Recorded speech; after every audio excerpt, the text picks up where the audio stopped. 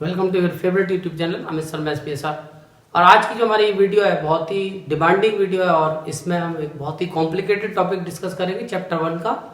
और इस टॉपिक में हमें वर्ड प्रॉब्लम्स करनी होती हैं जिनमें एलसीएम या एचसीएफ का कॉन्सेप्ट इन्वॉल्व होता है।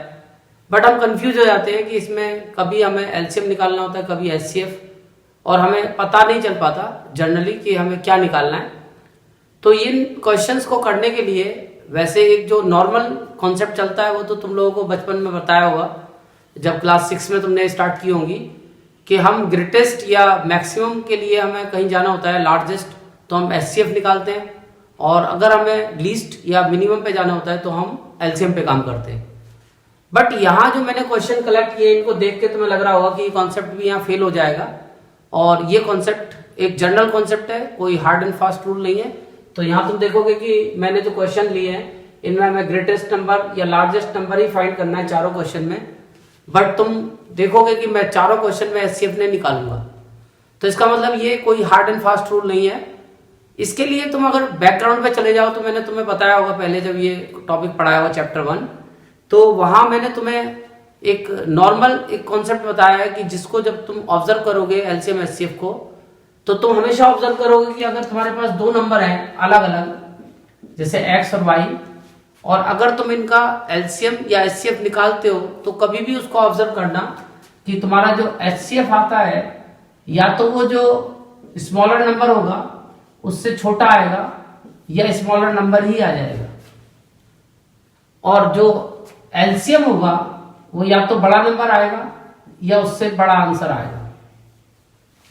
तो इससे हमें क्या बेनिफिट होता है कि हम वर्ड प्रॉब्लम को प्रैक्टिकली सोचते हैं, और प्रैक्टिकली सोच के हम अपना टारगेट सेट कर लेते हैं कि हमारी जो अप्रोच है वो छोटे डिजिट पे है या बड़ी डिजिट पे है। तो अगर हमारी अप्रोच छोटी डिजिट पे है तो हम एचसीएफ पे चले जाते हैं, और अगर हमारी जो टारगेट है वो बड़ी डिजिट है तो हमें फिर एलसीएम पे जाना पड़ता है। तो इसको भी हम अप्लाई कर सकते हैं। मैं तुम्हें एक एग्जाम्पल से समझाऊं। एनसीईआरटी में क्वेश्चन दिया हुआ है कि उसमें एक रेसिंग ट्रैक है और उसमें दो लोग रेस लगा रहे हैं, एक रवि है और एक सोनिया, और ये दोनों 10 बजे अपनी रेस स्टार्ट करते हैं, और रवि अपनी रेस कंप्लीट करता है 12 मिनट में, एक राउंड लेता है, और सोनिया उस राउंड को 18 मिनट में लेती है।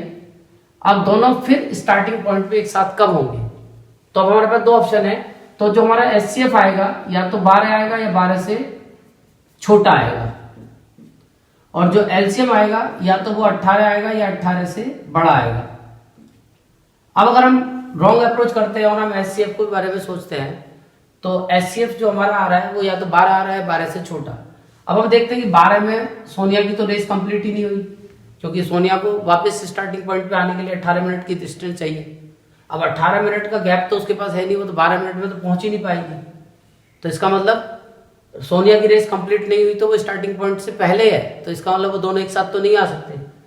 अब अगर हम बड़े नंबर पे अप्रोच करते हैं 18 या 18 से बड़ा, तो बड़े नंबर में रवि की भी रेस कंप्लीट हो जाती है और सोनिया की भी हो जाती है, तो मे भी पॉसिबिलिटी है कि वो एक साथ आ सकते हैं। तो इसका मतलब हमारे अप्रोच बड़े नंबर पे होनी है, यानी हमें एलसीएम के बारे में सोचना है। तो एक ये जनरल मेरे एक कैलकुलेशन है कि जहां हम दिमाग लगा के सोच सकते हैं कि हमें क्या निकालना है, एलसीएम या एचसीएफ। बट ये जो प्रॉब्लम है हमारी जो मैंने कलेक्ट की है ये कॉम्पिटिशन्स के मतलब की भी है, ये कॉम्पिटिशन्स में भी आती है, और मैं तुम्हें इसकी 2 वीडियो दूंगा, क्योंकि कुल मिला के 8 वेराइटी बनती है, और 8 वेराइटी में से 4 मैंने इस वीडियो में ली है, 4 नेक्स्ट वीडियो में लूंगा। और ये 8 वेराइटी करने के बाद मेरे को उम्मीद है कि तुम्हारा जो क्वेश्चन है वो रुकेगा नहीं, और सारे क्वेश्चन जिससे तुम्हारे ऑलमोस्ट वेराइटी कवर हो जाएगी। अब इसमें सबसे पहले मैं जैसे आंसर नंबर 4 की बात करूंगा, तो इस क्वेश्चन में हमें एक लार्जेस्ट नंबर बताना है विच वैल्यू डिवाइड्स 320 और 457। अगर हम उस नंबर से 320 को डिवाइड करते हैं या 457 को डिवाइड करते हैं तो जो रिमाइंडर बचता है वो दोनों केस में अलग अलग बचता है, 5 और 7। अब अगर इसमें एक क्वेश्चन ऐसा भी है कि जहां रिमाइंडर सेम भी बच सकता है दोनों केस में, तो उसमें कोई दिक्कत नहीं है। अगर सेम रिमाइंडर बच रहा है तो भी कोई प्रॉब्लम नहीं है, यानी फाइनली रिमाइंडर बच रहा है। और यहां हमें यूक्लिड का कॉन्सेप्ट पता है कि a = bq + r, ये उन्होंने डिवीजन का एक कॉन्सेप्ट दिया था कि जब हम किसी ए से बी से ए को डिवाइड करते हैं तो कुछ क्वेश्चन आता है और कुछ रिमाइंडर बचता है। अगर हम इस रिमाइंडर को जीरो कर दें, यानी रिमाइंडर को हम हटा दें, let r equal to zero, तो ये formula a equal to b q बन जाता है। और इस फार्मूले के अकॉर्डिंग अगर मैं ए की वैल्यू 15 सोचूं और बी की वैल्यू मेरे को 3 और 5 रखनी पड़ेगी क्यू की वैल्यू, तो यहां तुम्हें अब दिख रहा होगा कि जब रिमाइंडर जीरो हो जाता है तो ये जो पार्ट्स बनते हैं उसके दोनों, वो दोनों इसके फैक्टर होते हैं, यानी कि 3 से भी 15 पूरा डिवाइड होगा और 5 से भी 15 पूरा डिवाइड होगा। तो अगर मैं ये रिमाइंडर को हटा के जीरो कर दूं तो ये जो x है वो इन दोनों का फैक्टर बन जाएगा, यानी x इसका भी फैक्टर होगा और x इसका भी फैक्टर होगा। अब क्योंकि वो लार्जेस्ट है या ग्रेटेस्ट है तो इसका मतलब वो हाईएस्ट कॉमन फैक्टर होगा, और हाईएस्ट कॉमन फैक्टर का मतलब HCF। तो अब मेरे ख्याल से तुम्हारी समझ में पैटर्न आ गया होगा कि इस क्वेश्चन के लिए हमें पहले तो रिमाइंडर को छोड़ना है और उसके बाद जो हमारे पास नंबर बचते हैं उनका हमें HCF फाइंड करना है, हाईएस्ट कॉमन फैक्टर। तो इसका जो आंसर बनता है फिर क्वेश्चन का वो सीधा सीधा बन जाता है। मैं निकाल के दिखा देता हूं कि जो हमारा रिक्वायर्ड नंबर है जो हमें निकालना है, required number is equal to HCF of, पहले हमें इसका रिमाइंडर हटाना है 320 माइनस 5, और फिर हमें दूसरे वाले का रिमाइंडर हटाना है 457 माइनस 7। तो हमारा जो आंसर बनता है वो बनता है फिर जब हम HCF निकालेंगे 315 का और 450 का। अब इन दोनों का HCF कैसे निकालेंगे, तो वैसे तो HCF निकालने का यूक्लिड का भी मेथड है, यूक्लिड की एक्सियम है, उससे भी HCF निकलता है, बट हम प्राइम फैक्टर मेथड से निकाल देते हैं। तो 315 के और 450 के हम प्राइम फैक्टर्स कर लेंगे, और प्राइम फैक्टर्स करने के लिए 315 के प्राइम फैक्टर के लिए इसको हम 3 से डिवाइड कर सकते हैं, 3 1 जा 3 और 3 5 जा 15, और फिर ये 3 से डिवाइड होता है, 3 3 जा 9 और 3 5 जा 15। अब ये 5 से हो रहा है, तो इसका मतलब, और प्राइम फैक्टर करने के बाद उसको एक्सपोनेंटल फॉर्म में भी लिखना है। तो 3 की पावर 2 मल्टीप्लाई 5 की पावर 1 इंटू 7 की पावर 1।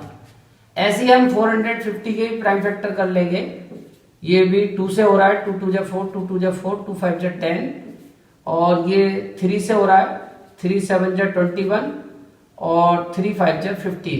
अब ये फिर 3 से हो रहा है, 3 2 जा 6, 3 5 जा 15, और ये 5 से हो रहा है, 5 5 जा 25। तो 2 की पावर 1 इंटू 3 स्क्वायर और मल्टीप्लाई 5 स्क्वायर। अब अगर हम इसका HCF निकालना चाहते हैं तो HCF में हम लेते हैं कॉमन फैक्टर्स। तो सबसे पहले हमने प्राइम फैक्टर कर लिए, एक्सपोनेंटल फॉर्म में लिख लिया, उसके बाद में कॉमन फैक्टर में एक तो 3 मेरे को कॉमन दिख रहा है और एक 5, तो दोनों मैंने ले लिए 3 और 5, और पावर जो लेनी है वो छोटी वाली लेनी है, तो इनकी तो सेम है, 5 की छोटी वाली 1 है, तो यानी 9 इंटू 5, फाइनल आंसर 45। तो हमारा रिक्वायर्ड नंबर हुआ 45। तो 45 वो बड़े से बड़ा नंबर है, ग्रेटेस्ट नंबर है, कि अगर हम 45 से 320 को डिवाइड करेंगे 5 बचेगा, और अगर 45 से 457 को डिवाइड करेंगे 7 बचेगा। तो मेरे को उम्मीद है कि तुम्हारी समझ में ये कॉन्सेप्ट आ गया होगा। अब हम बात करते हैं इसके बाद अपने नेक्स्ट क्वेश्चन नंबर 3 की।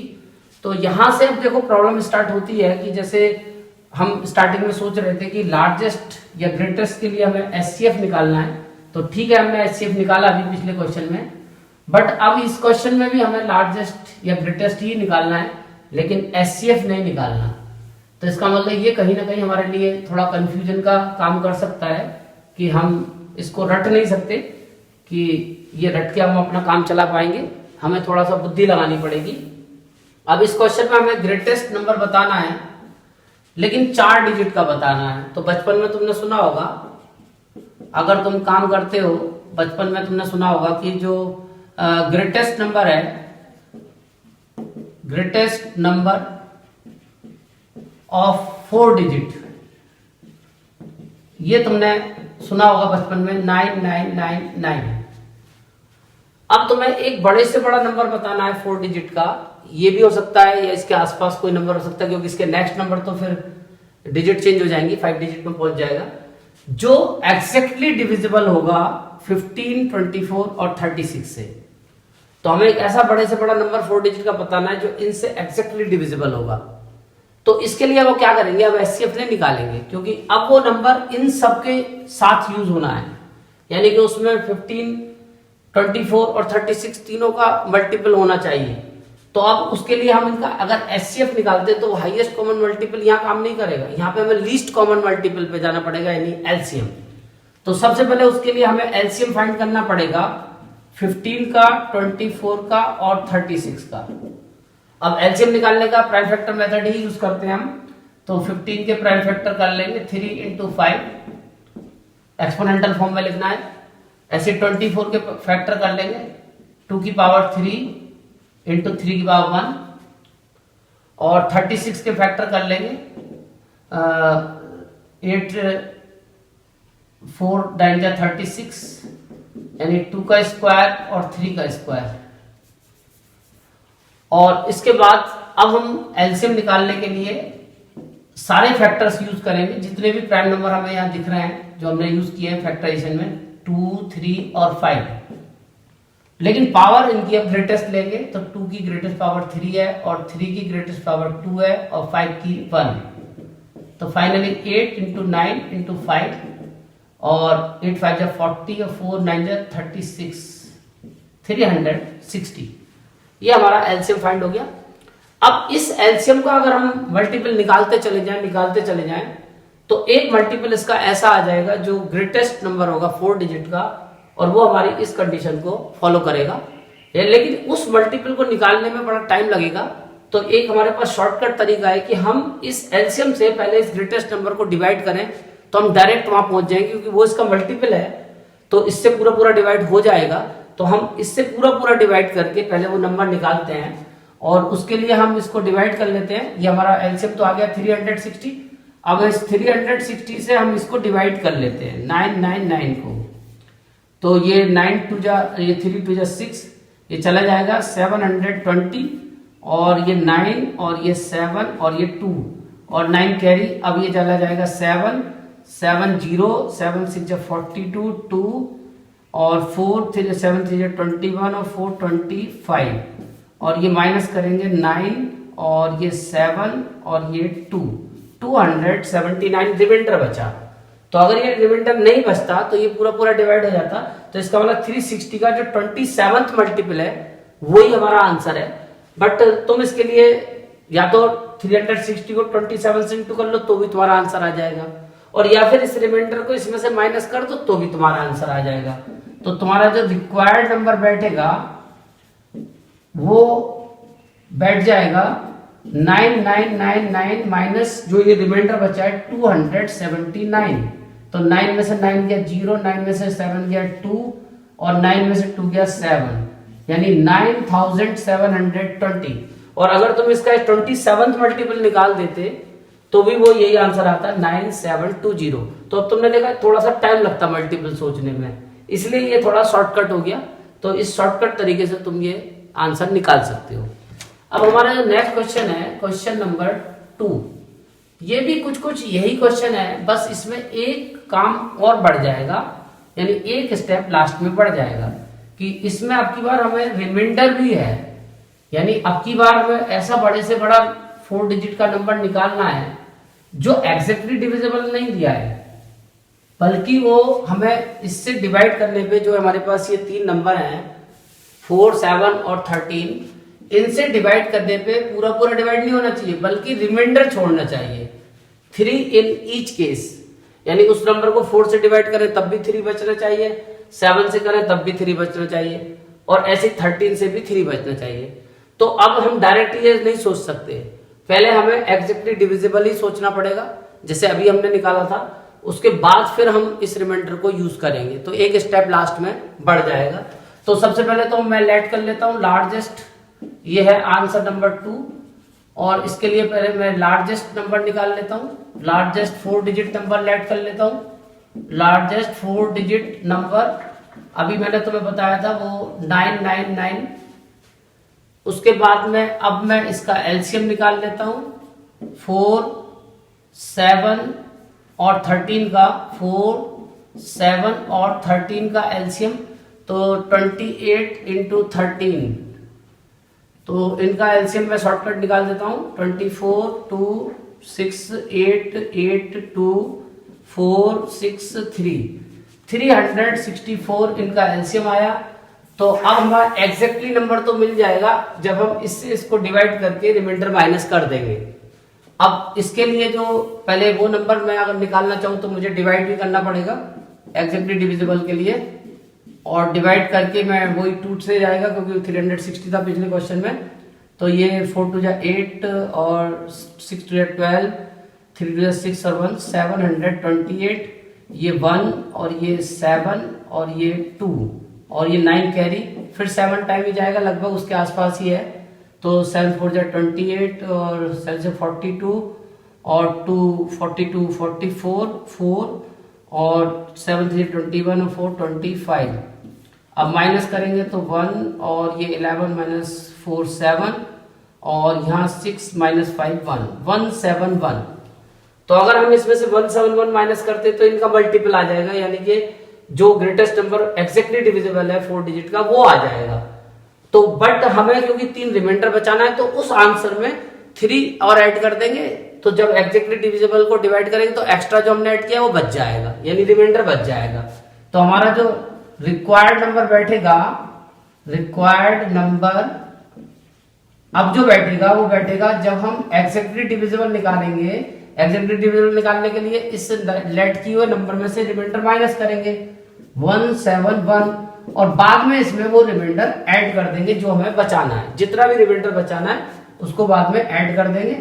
तो अब हम देखते हैं कि हमारा जो आंसर आएगा 9 माइनस 1 8 और 2 और 9 माइनस 1 8 और यहाँ पे 9 और प्लस का 3 यानी 9831 9831 हमारा आंसर होगा। यानी अब इसको 9831 को जब डिवाइड करोगे 4 7 13 से तो तीनों केस में रिमाइंडर 3 बचेगा। तो इसका मतलब ये क्वेश्चन उसी से कनेक्टेड था, बस इसमें अगर रिमाइंडर बचाना है तो तुम्हें लास्ट में ऐड करना पड़ेगा। अब इसके बाद में आते हैं हम अपने नेक्स्ट क्वेश्चन पे, क्वेश्चन नंबर 1। और ये जो हमारा क्वेश्चन है ये थोड़ा सा डिफरेंट है और बड़ा ही तुम्हें इसमें प्रैक्टिस की जरूरत पड़ेगी, इसको याद करना पड़ेगा तुम्हें, क्योंकि ये जो क्वेश्चन है थोड़ा सा नॉर्मल नहीं है, एबनॉर्मल टाइप का क्वेश्चन है। तो ऐसे एबनॉर्मल क्वेश्चन को फिर हमें अपनी हैबिट में लाना पड़ता है, सोचने का हमें वहां पे ज्यादा मौका नहीं मिल पाएगा। तो इसको तुम अपनी हैबिट में लाओगे और इसका जो तरकीब है वो मैं तुम्हें बता रहा हूँ कि इसकी तरकीब क्या है। कि तुम्हारे पास ये बड़े से बड़ा नंबर निकालना है, फाइंड द ग्रेटेस्ट नंबर, जिसको अगर हम डिवाइड करते हैं, जिससे डिवाइड करते हैं 43, 91 और 183 को, अगर हम वो बड़े से बड़ा नंबर x मान लें तो x से अगर हम 43 को डिवाइड करें या x से हम 91 को डिवाइड करें या x से हम 183 को डिवाइड करें तो लीव द सेम रिमाइंडर। तो यहाँ पे आंसर हमारा सेम आना चाहिए, ये रिमाइंडर सेम बचना चाहिए। ऐसा हमें एक x की वैल्यू बतानी है कि उस x की वैल्यू से अगर हम इन तीनों को डिवाइड करते हैं तो वो आंसर हमारा रिमाइंडर का जो बचेगा वो सेम बचना चाहिए रिमाइंडर। अब x भी बड़े से बड़ा होना चाहिए कि ग्रेटेस्ट, उससे बड़ा कोई नंबर नहीं होना चाहिए। फिर तो सबसे बड़ा नंबर हमें x बताना है, तो सीधी सी बात है बड़ा नंबर बताना है, हाईएस्ट कॉमन फैक्टर ही बताना है। बट उसके लिए पहले हमें यहाँ जो ये नंबर है हमारे पास तीनों, इनके डिफरेंस निकालने पड़ेंगे। तो इन सारे नंबर्स का पहले डिफरेंस निकाल लो। पहले 183 का डिफरेंस इन दोनों से निकाल लो, 183 माइनस 91 और 183 माइनस 43। फिर 91 का डिफरेंस, इससे तो हम निकाल चुके हैं, ये इससे और निकाल लो 91 माइनस 43। तो सबसे पहले तुमने ये तीनों का डिफरेंस निकाल लिए, जो पॉसिबल डिफरेंस है वो तुमने निकाल लिए। 3 डिफरेंस पॉसिबल है, तीनों निकल गए। अब माइनस करोगे 3 माइनस 1 2 और 8 माइनस 9 तो 92 और 3 माइनस 3 0 और 8 माइनस 4 4 140 और 1 माइनस 11 माइनस 3 8 और यहाँ रह गया 8 माइनस 48। तो तुम्हारे पास ये 3 नंबर आ गए। अब ये जो 3 नंबर तुम्हारे पास आए हैं 92 140 और 48, अब तुम्हें इनका एक ऐसा बड़े से बड़ा नंबर बताना है जो इनमें से ढूंढ के, जिससे इनको डिवाइड करने पे अब कुछ नहीं बचना चाहिए तुम्हारे पास। तो अब यहाँ पे जो रिमाइंडर बचेगा वो तुम्हारा जो ऑटोमेटिक है वो सेम ही आ जाएगा जो रिमाइंडर तुम्हें चाहिए। अब उसके लिए तुम इनका पहले एचसीएफ निकाल लो, क्योंकि एलसीएम पे जाओगे तो तुम 140 से बड़े पे जाओगे तो उससे फिर 92 और 48 को डिवाइड ही नहीं कर पाओगे। क्योंकि इसके मतलब तुम्हें छोटे नंबर पे अप्रोच करनी है, और छोटे नंबर का मतलब एचसीएफ। तो सबसे पहले तुम इनका एचसीएफ निकाल दो। एचसीएफ ऑफ जो ये तुम्हारे डिफरेंसेस आए 48 और 92 और 140, तो इनका जो एचसीएफ आएगा वही हमारा रिक्वायर्ड नंबर हो जाएगा। अब लेकिन इनका एचसीएफ लाने के लिए तुम्हें पहले फैक्टर करना पड़ेगा 48 का। तो 48 का फैक्टर में 2 × 24, और फिर ये 2 से हो जाएगा 2 × 12, फिर 2 से हो जाएगा 2 × 6, फिर 2 से हो जाएगा 2 × 3, तो 1 2 3 4, तो 2 की पावर 4 × 3 की पावर 1, ये तो 48 का हो गया। ऐसे 92 का करेंगे तो 2 × 2 4 जा 8, 2 3 जा 12, 2 6 जा 12, और 2 जा 4 और 2 3 जा 6, यानी इसके हो गए 2 की पावर 2 × 23, ये हो गए हमारे 92। इसके बाद 140 के फैक्टर करेंगे तो 70 × 2 35 × 2 × 2 और 5 7 जा 35, तो इसके फैक्टर हो गए 140 के 2 की पावर 2, 5 की पावर 1, 7 की पावर 1। तो फाइनली अभी हमने फैक्टर कर लिए। तो हमारा जो रिक्वायर्ड नंबर बैठेगा वो बैठेगा required number is equal to required number equal HCF of this differences, यानी कि एचसीएफ इनका जो बैठेगा, कॉमन फैक्टर 2 है तो एक तो 2 ले लेंगे और बाकी कोई कॉमन फैक्टर नहीं है, छोटी पावर 2 है, तो हमारा आंसर बैठेगा 4। तो 4 हमारा आंसर है। अगर 4 से हम डिवाइड करें 43 को तो रिमाइंडर 3 आएगा, 4 से डिवाइड करें अगर 91 को तो रिमाइंडर हमारा 3 आएगा, और 4 से डिवाइड करें 183 को तो रिमाइंडर 3 आएगा, यानी हर केस में 3 रिमाइंडर बचेगा। लेकिन इनको 4 पूरा पूरा डिवाइड करेगा। यहाँ 4 से अगर तुम इनको डिवाइड करते हो तो आंसर तुम्हारा पूरा पूरा आता है, रिमाइंडर 0 आता है। तो पहले तुम्हें यहाँ इनके डिफरेंसेस निकाल के फिर उसके बाद एचसीएफ निकालना है। तो मेरे को उम्मीद है कि ये चारों क्वेश्चन तुम्हारी समझ में आ गए होंगे, और अभी नेक्स्ट वीडियो का वेट करो, उसमें मैं 4 क्वेश्चन इसके और दूंगा, और वहां फिर तुम उनकी प्रैक्टिस करनी है। और इनके जैसे क्वेश्चन तुम्हें कहीं अगर मिलते हैं तो वो तुम्हें ढंग से प्रैक्टिस करने, जिससे इन कंफ्यूजिंग क्वेश्चन में तुम्हें कोई कंफ्यूजन ना हो। Thank you.